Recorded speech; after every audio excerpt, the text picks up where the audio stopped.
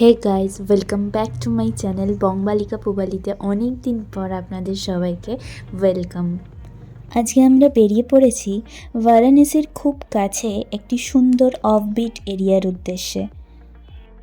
এর আগের পর্বে আপনারা দেখেছিলেন আমরা গেছিলাম অযোধ্যা রাম মন্দির দর্শন করতে, আর আজকে যাচ্ছি একদম অফবিট একটি জায়গায়, চন্দ্রপ্রভা ওয়াইল্ড লাইফ স্যাংচুয়ারি।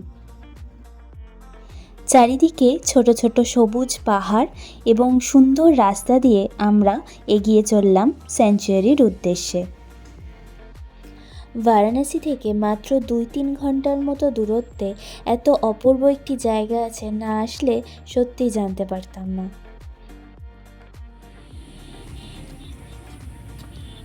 এটার উপরে বসি দাঁড়া একটু।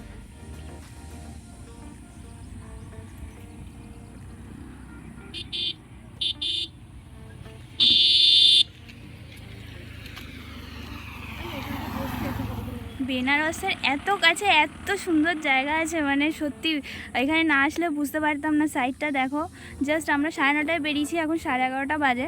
2 ঘন্টার মধ্যে এত সুন্দর একটা জায়গায় চলে এসেছি। পুরো চারদিকটা মানে পাহাড়। এটা অ্যাকচুয়ালি ছোটো ছোটো যে পাহাড়গুলো হয় সেই পাহাড়।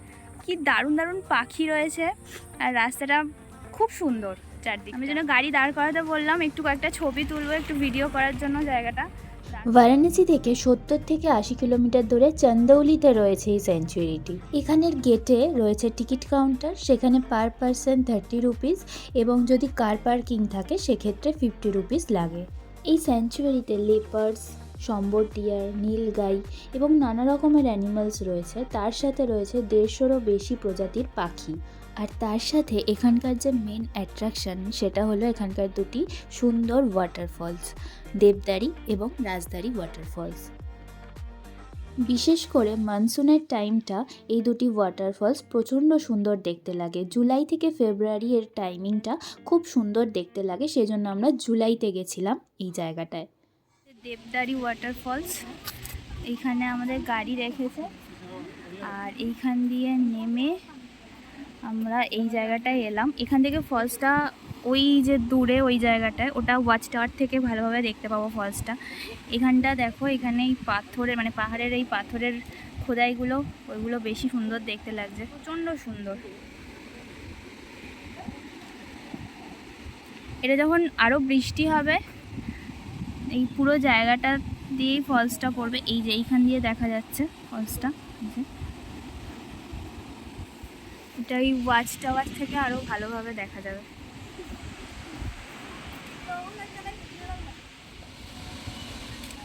দেবদারি ওয়াটারফলসটা প্রচণ্ড খাড়া, তোমরা দেখেই বুঝতে পারছো। এটা ফেমাস কারণ এটা প্রায় 58 মিটার নিচে পড়ছে উপর থেকে। রাজদারি ওয়াটারফলসের গেট দিয়ে আমরা ঢুকলাম। এখানে কিছু তো নিশ্চয়ই অ্যানিমাল রয়েছে। এখানে যেমন হরিণের ছবি দেওয়া আছে, বাইরে লেপার্ডের ছবি দেওয়া ছিল, তো কিছু নিশ্চয়ই আছে এখানে। আর এগুলো একটা ফরেস্ট বাংলোর মতো করা আছে এখানে। এইখানে বোধহয় খাওয়ার জায়গা রয়েছে, তো এইটা দিয়ে সোজা হেঁটে ফলসের কাছে যেতে হবে। চলো যাব, তার আগে এখানে দেখি কিছু খাবার পাওয়া যাচ্ছে কিনা, কারণ আমরা সেরকম ব্রেকফাস্ট এখনো করিনি।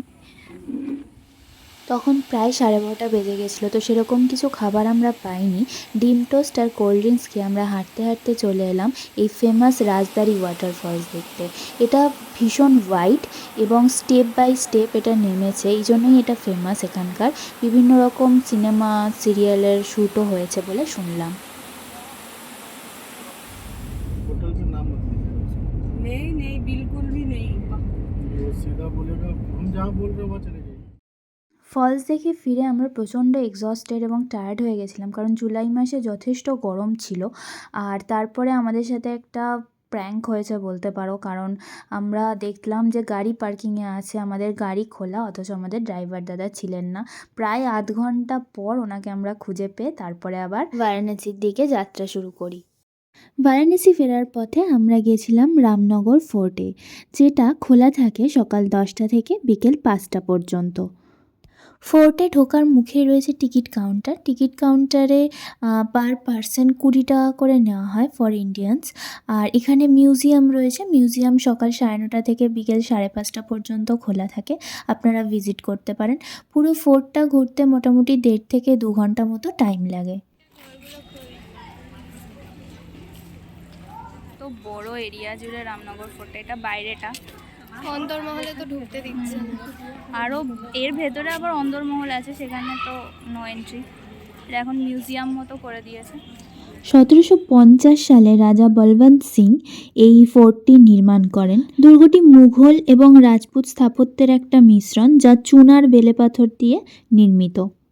রামনগর ফোর্ট থেকে আমরা এলাম বেনারস হিন্দু ইউনিভার্সিটি বা BHU দেখতে, যেটা না দেখলে বেনারস দেখা কমপ্লিট হয় না। এরপর আমরা এখানেই খেয়ে নিলাম পেলওয়ান লস্যি, যেটা মালাই সহকারে আমাদের দিয়েছিল, অপূর্ব খেতে।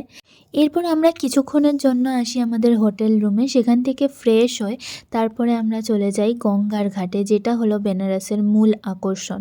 প্রথমে আমরা গেছিলাম ওশি ঘাটে, যেখানে তখন গঙ্গা আরতির প্রস্তুতি নেওয়া হচ্ছিল। समय ना लगाए, इस बात का ध्यान रखें आप लोग। आरती मंच के नजदीक সন্ধ্যা আরতির সময় এখানে বোটে করে ওশিঘাট থেকে মণিকর্ণিকা ঘাটে যাওয়ার জন্য আমরা একটা বোট ভাড়া করলাম, মোটর বোট, যেটা শেয়ারে পার পারসন 100 টাকা করে নিয়েছিল। ওশিঘাট থেকে মণিকর্ণিকা ঘাটের এই 1 ঘন্টার ট্রিপে সাধারণত ওশিঘাট থেকে মণিকর্ণিকা শ্মশানঘাট পর্যন্ত গিয়ে আবার ফিরে আসা হয়। এই 1 ঘন্টার নৌকা বিহারের পথে চেতসিং কেল্লা, কেদারঘাট এবং হরিশ্চন্দ্র ঘাটের মতো ঐতিহাসিক স্থানগুলো দেখতে পাবেন। সন্ধ্যাবেলা নৌকা নিয়ে বেরোলে ঘাটের আলোকসজ্জা দেখা যায় খুব সুন্দরভাবে। আর সন্ধ্যেবেলার এখানে সবচেয়ে বড় আকর্ষণ হলো দশাশ্বমেধ ঘাটের সন্ধ্যা আরতি, যা নৌকায় বসেই দেখতে পাওয়া যায়। বারাণসীর গঙ্গা তীরের সবচেয়ে প্রাচীন এবং পবিত্র ঘাটগুলির মধ্যে অন্যতম হলো মণিকর্ণিকা ঘাট। একে মহাশ্মশানও বলা হয়, কারণ এখানে বছরের 365 দিন 24 ঘন্টায় শবদাহ চলে। হিন্দুদের বিশ্বাস অনুযায়ী মণিকর্ণিকা ঘাটে শেষকৃত্য সম্পন্ন হলে আত্মা সরাসরি মোক্ষ লাভ করে। বিশ্বাস করা হয় যে স্বয়ং ভগবান শিব এখানে মৃত ব্যক্তির কানে তারক মন্ত্র পাঠ করেন। পূর্ণিমাতে যাওয়ার জন্য পূর্ণিমার চাঁদের আলো যখন নদীর উপর পড়ছিল, অপূর্ব লাগছিল সেই দৃশ্য। বোট রাইড সেরে আমরা চলে এলাম আমাদের ডিনার করতে গ্রিন গঙ্গা নামের একটি রেস্টুরেন্টে, যেটা ছিল ওশিঘাটের খুব কাছেই। ক্যাফেটার ডেকোরেশন, আলো খুব সুন্দর ছিল। আর যেহেতু একদম ঘাটের পাশে, তো সুন্দর হাওয়া দিচ্ছিল, মনোরম পরিবেশ, তার সাথে খাওয়া দাওয়াও ছিল বেশ ভালো। এখানে নর্থ ইন্ডিয়ান আর চাইনিজ পাওয়া যায়। আর আমরা নিয়েছিলাম ভেজ থালি, যেহেতু ডিনার করব সেই জন্য। আর ভেজ থালিতে ছিল রুটি, ভাত, ডাল, স্যালাড, আচার এবং তার সাথে পনির ছিল। খাওয়া দাওয়া বেশ ভালো, একটু স্পাইসি লেগেছিল আমাদের, বাট ঠিকঠাক। এইভাবেই সুন্দরভাবে কেটে গেল আমাদের 3rd দিনটা বারাণসীতে। তো নেক্সট ব্লগে থাকবে নেক্সট দিনের ভিডিওগুলো। এই ব্লগটা তোমাদের কেমন লাগলো অবশ্যই জানিও। And thanks for watching.